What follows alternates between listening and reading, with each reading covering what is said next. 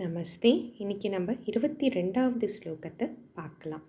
vāsāṁsi jīrṇāni yathā vihāya navāni gṛhṇāti naro'parāṇi tathā śarīrāṇi vihāya jīrṇāny-anyāni saṁyāti navāni dehī.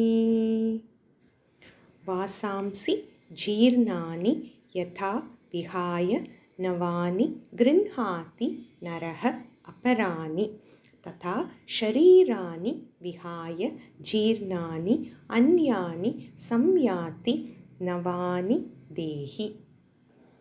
இதுக்கு முன்னாடி ஸ்லோகத்தில் பகவான் ஞானியிடம் கர்த்திருவம், அதாவது டூயர்ஷிப் இல்லை அப்படின்னு சொல்லியிருந்தார். செய்பவன் என்கிற பாவனை எல்லாமே பிரம்ம தத்துவம் தான் அப்படிங்கிற ஞானத்தினால ஈஷாவாஸ்ய உபனிஷத் ஆரம்பிக்கிற மந்திரம் ஈஷாவாஸ்யம் இதம் சர்வம் அப்படின்னு ஆரம்பிக்கும். இது எல்லாமே பிரம்ம தத்துவம் தான் அப்படின்னு சொல்லும். தண்ணியில் விதவிதமான அலைகள் பார்க்குறோம். ஒரு அலை சின்னதாக இருக்குது, ஒரு அலை பெருசாக இருக்குது, ஒரு அலை சீக்கிரம் ஓடி வருது. இப்படி விதவிதமான உருவங்கள் பார்க்குறோம். ஆனால் இருக்கிற சத்தியம் தண்ணீர் மட்டும்தான். விதவிதமாக கண்ணுக்கு தெரியறது.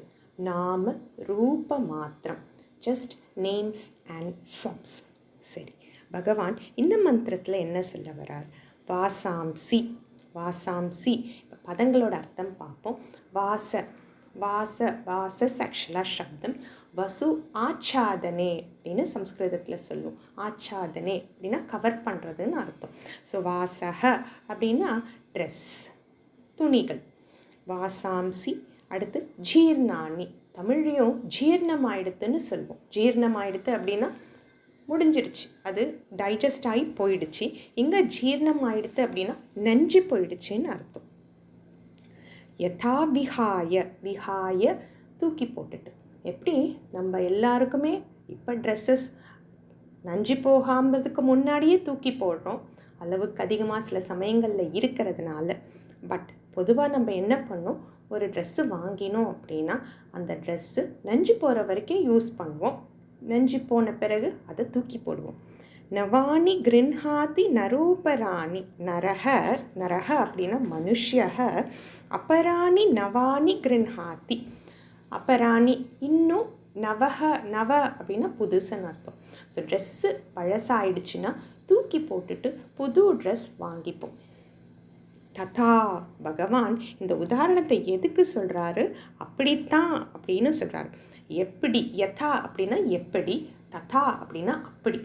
எப்படி நீ ட்ரெஸ்ஸு பழசாயிடுச்சுன்னா தூக்கி போட்டுட்டு புது ட்ரெஸ்ஸை வாங்கிப்பியோ, அப்படி śarīrāṇi vihāya, இந்த உடம்பெல்லாம் நஞ்சு போன பிறகு இதுக்கு மேலே இந்த ஜீவனை சப்போர்ட் பண்ண முடியாதுன்ற ஸ்டேட்டில் விஹாய இந்த ஷரீரங்களை தூக்கி போட்டுட்டு அஞ்ஞானி சந்நியாதி நவானி தேஹி, புதுசான உடம்பை இந்த ஜீவன் எடுத்துக்கிறான் அப்படின்னு சொல்லி எங்கள் பகவான் சொல்லியிருக்கார். நம்ம நேற்று பார்த்த மாதிரி பிராரப்த கர்மாவால் கிடைக்கிறது இந்த உடம்பு. இது நம்ம சம்பாதிச்ச உடம்பு. எப்படி சம்பாதிச்சிருக்கோம்? கர்மாங்கிற காசை கொடுத்து சம்பாதிச்சிருக்கோம். உடம்பு அப்படின்னா மனுஷ்ய சரீரம் மட்டும் கிடையாது, மற்ற மிருக சரீரமாக இருக்கலாம், இல்லை தேவர்களோட சரீரமாக கூட இருக்கலாம். இன்ஃபேக்ட் தேவர்களோட சரீரத்துக்கு நம்ம மனுஷர்களுக்கு பார்த்த 6 விகாரங்கள் கிடையாது, அவங்களுக்கு 3 விகாரங்கள் தான். அவங்களோட பாடி எவர் யங் அப்படின்னு சாஸ்திரங்கள் சொல்லும். அதனாலேயே தேவர்களை த்ரிதஷாக அப்படின்னு சொல்லுவாங்க. எங்கே அவங்களுக்கு 3 ஸ்டேட்ஸ் தான். யௌவனத்தோடு அவங்க நின்றுடுவாங்க. மனுஷர்களுக்கு தான் இந்த ஜரா அப்படின்னா ஓல்டேஜ் ஒரு புலி மாதிரி ஆக்சுவலாக பயமுறுத்திட்டே இருக்கு இல்லையா? இப்படி இந்த பிராரப்த கர்மாவால் ஏற்படுறது இந்த ஷரீரம். இந்த ஷரீரத்தோட ஆயுஷ் பிராரப்த கர்மாவால் டிசைடட்.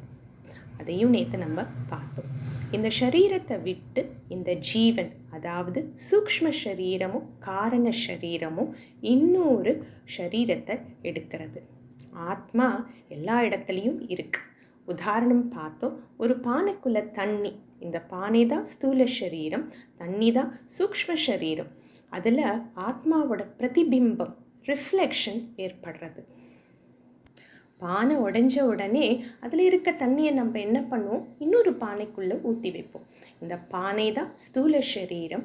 அது நஞ்சு போகிறப்ப அந்த தண்ணி இன்னொரு சரீரத்துக்குள்ளே, இன்னொரு பானைக்குள்ளே எப்படி தண்ணி போகிற மாதிரி இன்னொரு சரீரத்துக்குள்ளே போகிறது.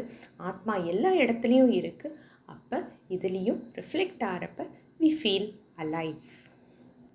மேலும் நம்ம நாளைக்கு அடுத்த ஸ்லோகத்தோட கண்டினியூ பண்ணலாம். தன்யவாதக.